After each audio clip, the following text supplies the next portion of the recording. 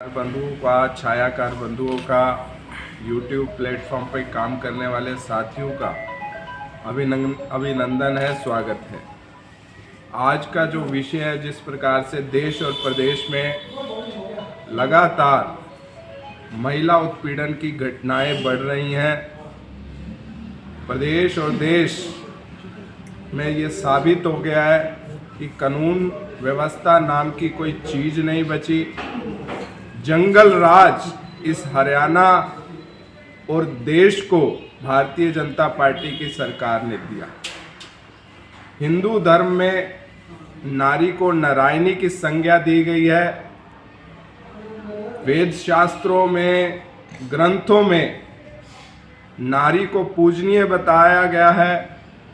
आज जिस प्रकार से भारतीय जनता पार्टी के शासनकाल में महिला उत्पीड़न की घटनाएं बढ़ रही हैं, अग्रणी भूमिका में रहने वाली महिलाएं जिस प्रकार से प्रताड़ना को झेल रही हैं, आज पूरे विश्व को संदेश जा रहा है कि ये हरियाणा की धरती, ये भारत देश की धरती जो नारी को नारायणी मानती थी, उस पर किस प्रकार से ये अत्याचार हो रहे।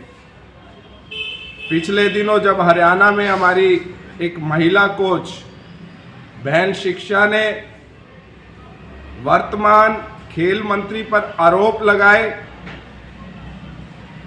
उन पर एक जांच कमेटी बनी, FIR लॉन्च हुई, आज तक उन पर कोई कार्रवाई नहीं की गई, ना ही उस खेल मंत्री पर कोई एक्शन लिया गया, बल्कि बड़ी बेशर्मी से प्रदेश के मुखिया ने खेल मंत्री का बचाव करते हुए उनको सर्टिफाई किया।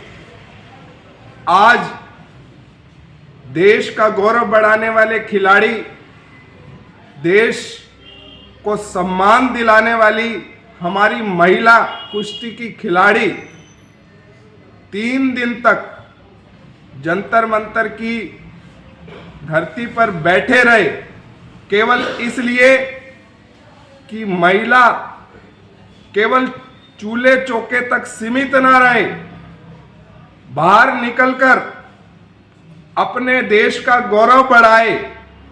जो सम्मान की लड़ाई थी वो उन्होंने 3 दिन तक वहां बैठकर लड़ी। कल जब देश के खेल मंत्री वहां पहुंचे, जिस भारतीय जनता पार्टी की सरकार ने 3 दिन तक कोई एक्शन नहीं लिया, उन खिलाड़ियों से 4 हफ्तों का समय और मांगा। ऐसे ही जांच बिठाई गई थी हरियाणा के मामले में, जब शिक्षा बहन की FIR लॉन्च की गई, परंतु आज तक उस पर कोई कार्रवाई नहीं हुई। हमारा संशय और डर यही है कि जिस तरह बहन शिक्षा को उसमें कोई न्याय नहीं मिला, कोई एक्शन नहीं लिया गया, बल्कि ठंडे बस्ते में डालकर उनकी सुरक्षा को भी वापस ले लिया हरियाणा सरकार। उसी तर्ज पर आज जो खेल मंत्री वहां गए, जंतर मंतर पर रात को प्रेस की, हमारी चिंता यही है उसमें भी कोई न्याय नहीं मिलने वाला, क्योंकि जिस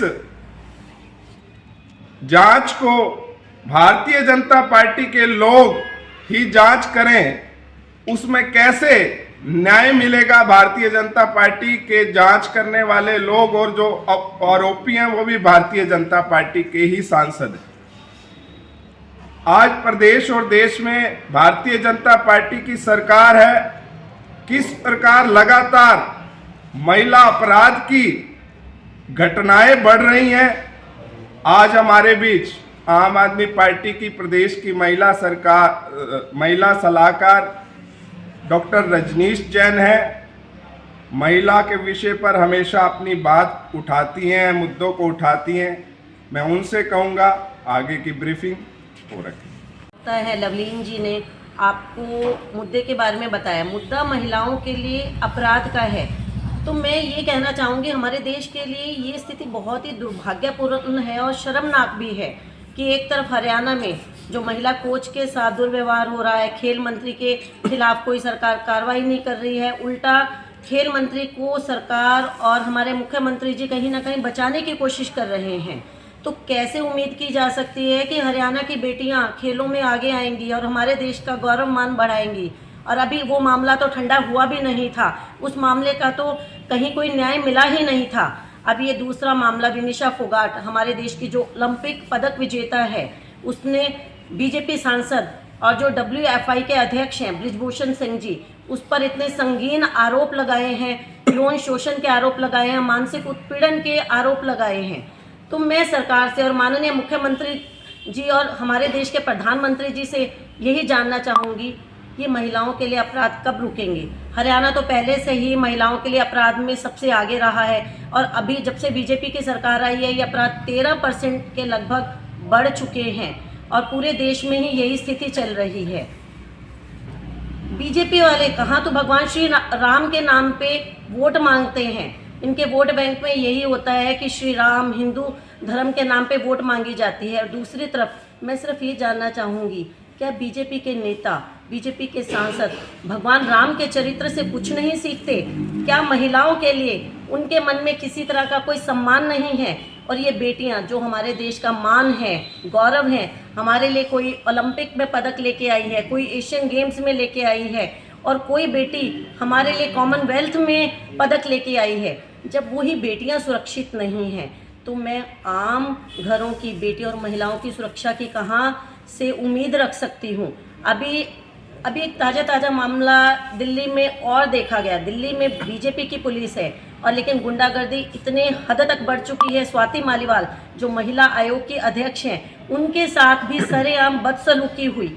ये तो भगवान की कृपा है कि कुछ बड़ी दुर्घटना नहीं होने पाई, लेकिन आप ये देखिए, जब महिला आयोग की अध्यक्ष भी सुरक्षित नहीं है, खिलाड़ी सुरक्षित नहीं है, तो जो हरियाणा की माएँ हैं जो बचपन से अपनी बेटियों को बड़े नाज से पालती हैं, वो कैसे खेलों में अपनी बेटियों को आगे भेजेंगी? ये इस तरह की घटनाएं विदेशों में भी हमारे देश का अपमान करने के लिए बहुत ज़्यादा है। और मैं तो आपको एक बात और कहना चाहूँगी, महिलाओं का जो अपमान करता है, महिलाओं का अपमान करने वालों का सर्वनाश निश्चित है। तो ये सर्वनाश करने की शुरुआत इन लोगों ने, जो सांसद हैं, मंत्री इन्होंने करी दी है। तो जनता बहुत जल्दी इस बीजेपी सरकार को यहाँ से उखाड़ के फेंकने वाली है। युगों से भी आप देखते आ रहे हैं, चाहे वो द्वापर युग था जहाँ पे देवकी का अपमान हुआ तो कंस का सर्वनाश हुआ, कौरवों ने द्रौपदी का अपमान किया तो उनका समूल नाश हुआ। तो महिलाओं को अपमान करने वालों को तो युगों से भी बख्शा नहीं जाता। तो अब जनता के सब समझ में आ रहा है और जनता जो ये गूंगी बहरी सरकार है, जो किसी भी पक्ष में सुनवाई नहीं करती है और महिलाओं के लिए जो दिन प्रतिदिन यौन उत्पीड़न के और बलात्कार के अपराध बढ़ते जा रहे हैं, तो मैं सरकार से पूछना चाहूँगी, मैं हमारे माननीय प्रधानमंत्री जी से पूछना चाहूँगी, क्या बीजेपी में गुंडे और बलात्कारी नेता ही भर्ती किए जा रहे हैं? तो अगर आपके नेता ही इस तरह के काम करेंगे तो आप आम जनता को, जो आम पुरुष हैं, उनसे किस तरह की उम्मीद रख सकते हैं? तो मैं माननीय प्रधानमंत्री जी से यही निवेदन करूंगी कि हमारे देश में और हरियाणा प्रदेश में महिलाओं की सुरक्षा के पुख्ता इंतज़ाम किए जाएं और जो दोषी, जो इस तरह के नेता हैं, जो इस तरह के मंत्री हैं जिनको अभी तक बर्खास्त नहीं किया गया, उनको बर्खास्त किया जाए और WFI की जो अध्यक्ष हैं उनको तो अपने पद से बर्खास्त के साथ साथ ही इसको निष्कासित करके दोबारा से पुनर्गठित किया जाए। जय हिंद, जय भारत। जो जुमलेबाजी में कुछ नहीं रखा होता, ये सिर्फ जुमलेबाजी है। कोई भी बेटी, कोई भी महिला बहुत जल्दी सब इस तरह से सड़कों पे नहीं आती। सबको अपनी इज्जत, अपना मान सम्मान बहुत प्यारा होता है। ये जो खिलाड़ी हैं ये दबाव में रहते हैं, ये कहीं ना कहीं इनको अगर ये आवाज़ उठाते हैं इनको पीछे धकेल दिया जाता है। सिर्फ इसी डर से महिला खिलाड़ी आगे नहीं आते। लेकिन अगर हमारी बेटी ने, विनिशा फोगाट ने इतना बड़ा कदम उठाया है तो इसमें सच्चाई है। किसी को कोई शौक़ नहीं है अपनी बेइज्जती कराने का और अपने मतलब काम धंधा छोड़ के इसी तरह से धरने पे बैठने का। 2014 में मंत्री जी ने नारा दिया था बेटी बचाओ बेटी पढ़ाओ और खेलो इंडिया। मैं इन तीनों बातों पे आपसे बात करना चाहूँगी। कहाँ से बेटियाँ इन सांसदों से सुरक्षित नहीं हैं, तो आप बेटी बचाओ का कैसे नारा, ये कोरी जुमलेबाजी है, सिर्फ खोखली बातें हैं। और दूसरी तरफ अगर बेटी पढ़ाओ की भी बात आती है, आप मुझे सिर्फ हरियाणा में ही बताइए कितने ऐसे स्कूल हैं जो सिर्फ बेटियों के लिए बने हैं। धीरे धीरे सरकार स्कूलों को बंद करती जा रही है और गरीब माँ बाप मजबूर हो रहे हैं अपने बेटियों को प्राइवेट स्कूल में पढ़ाने के लिए। और खेलो इंडिया का नारा, खेलो इंडिया कहाँ से होगा जब इस तरह की घटनाएं होंगी, तो कैसे कोई माँ बाप अपनी बेटियों को खेलों में भेजेगा।